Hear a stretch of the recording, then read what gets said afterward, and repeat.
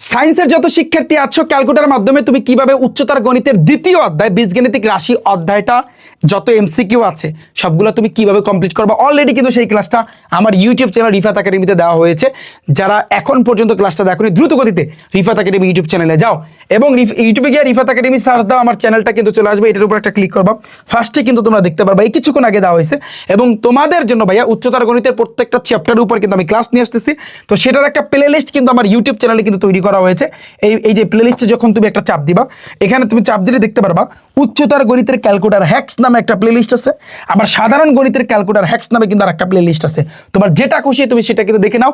যারা ক্লাসটা মিস করতেছো ভাইয়া, ক্যালকুলেটরের মাধ্যমে পুরোটা কিন্তু পানি পানি বানাইছি।